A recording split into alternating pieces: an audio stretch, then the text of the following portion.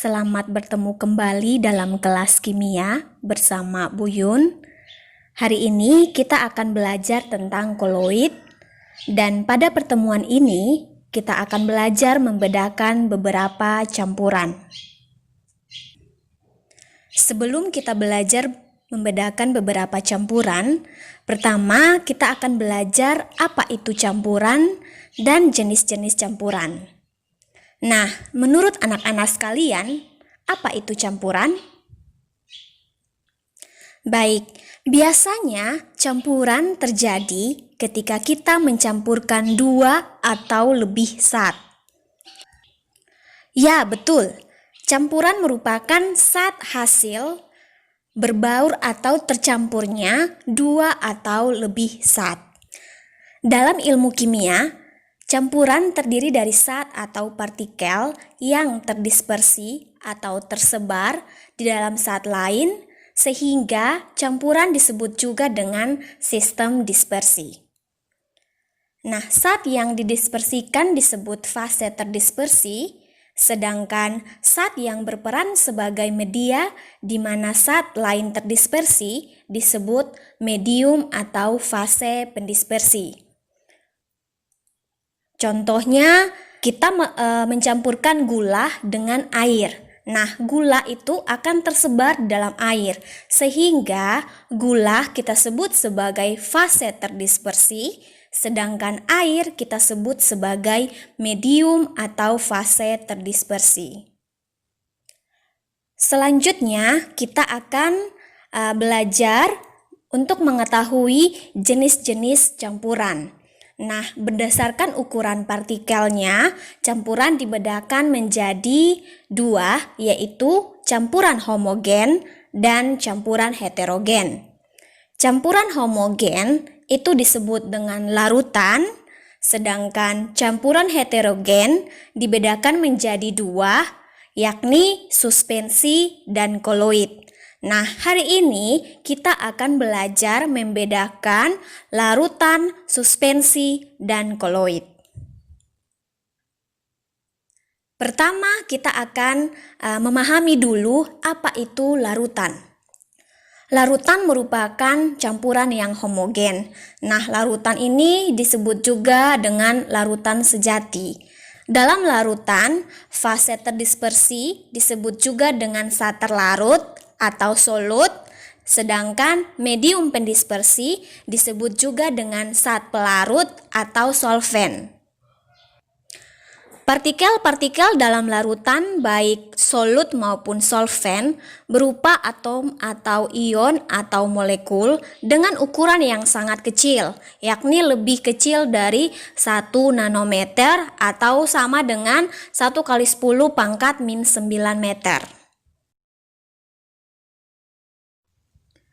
Berikutnya kita akan memahami seperti apa itu suspensi. Suspensi merupakan campuran yang partikel terdispersinya berukuran relatif besar. Dalam hal ini, ukurannya lebih besar dari yang ada pada larutan, sehingga suspensi disebut juga dengan dispersi kasar. Nah, ukuran dari partikel suspensi lebih besar dari 100 nanometer, sehingga partikel suspensi dapat dilihat dengan mata telanjang kita. Suspensi merupakan campuran yang heterogen dan tidak stabil. Tidak stabil maksudnya jika suspensi didiamkan selama beberapa waktu, partikel-partikel suspensi akan mengendap akibat adanya gaya gravitasi. Selanjutnya kita akan belajar memahami apa itu koloid. Nah, anak-anak tentu pasti baru pernah mendengar kata koloid. Nah, kata koloid ini pertama kali dikenalkan oleh Thomas Graham pada tahun 1861.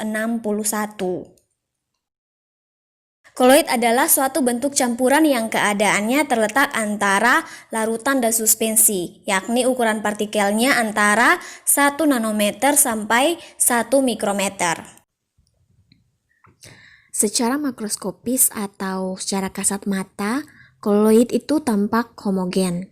Akan tetapi, jika diamati dengan mikroskop ultra, ternyata masih dapat dibedakan partikel-partikel yang ada dalam koloid. Selanjutnya, coba anak-anak sekalian perhatikan video berikut ini. Nah, simaklah video ini, kemudian catatlah perbedaan penampilan fisik, jumlah fase, kestabilan, dan perkirakan cara pemisahan campuran-campuran yang ada dalam video ini. Ibu ulangi ya, dalam video ini ada beberapa campuran. Simak video ini, kemudian catat perbedaannya. Perbedaan yang perlu dicatat adalah penampilan fisik, jumlah fase, kestabilan, dan perkirakan cara pemisahan campuran tersebut berdasarkan pengamatan kalian.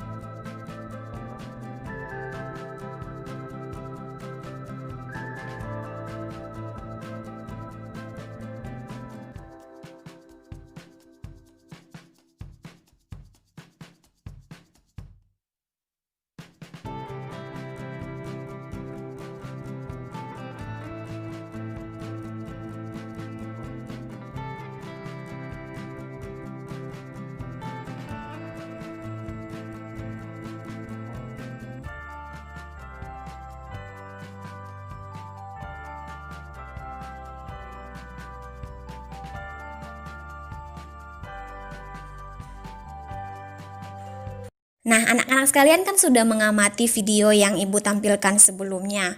Coba tentukan mana yang merupakan larutan, mana yang merupakan suspensi, dan mana yang merupakan koloid.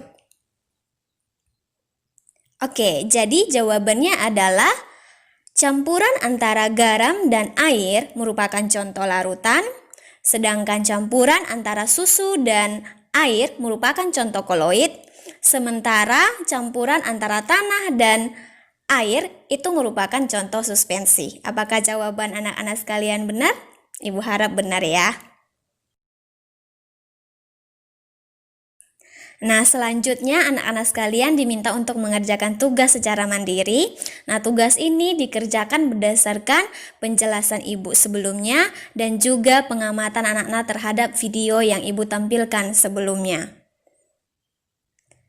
Dalam tugas ini, anak-anak diminta untuk mengisi tabel perbedaan larutan, koloid, dan suspensi. Nah, perbedaan yang perlu diisi adalah berupa ukuran partikel, kemudian penampilan fisik, kemudian jumlah fase. Jumlah fase di sini apakah 2 fase atau 1 fase. Sementara penampilan fisik itu misalnya dia homogen atau heterogen. Kemudian yang keempat yaitu tentang kestabilan. Ketika sudah didiamkan, apakah bentuknya masih sama seperti sebelumnya atau sudah berubah?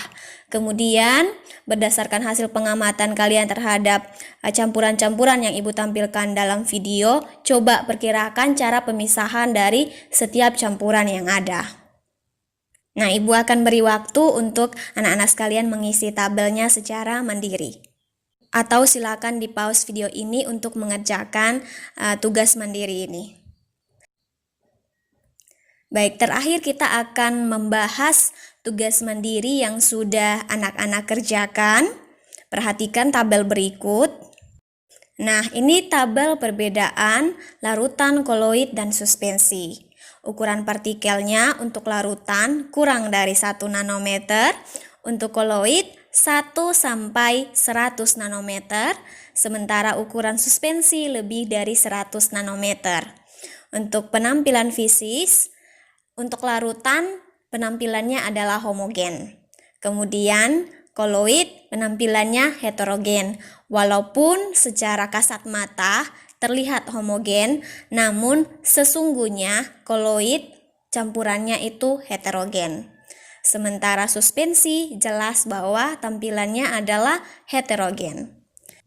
Yang berikut jumlah fase, kalau larutan itu 1 fase, sedangkan kalau koloid itu 2 fase, dan suspensi juga 2 fase. Yang berikut tentang kestabilan ketika sudah didiamkan beberapa saat. Kalau larutan itu stabil ya, karena tidak berubah bentuknya. Sementara untuk koloid juga umumnya stabil karena dia tidak berubah bentuknya atau penampilan fisiknya. Kemudian kalau suspensi tidak stabil karena ketika didiamkan dia membentuk 2 lapisan. Yang terakhir tentang cara pemisahan, kalau larutan tidak dapat dipisahkan dengan penyaringan, baik penyaring biasa maupun penyaring ultra. Kalau koloid tidak dapat dipisahkan dengan penyaring biasa, namun dapat dipisahkan dengan penyaring ultra. Sementara kalau suspensi dapat dipisahkan dengan penyaring biasa. Nah, demikianlah pembelajaran kita hari ini. Kurang dan lebihnya Ibu mohon maaf jika ada salah-salah kata, dan sampai bertemu pada pertemuan selanjutnya. Terima kasih.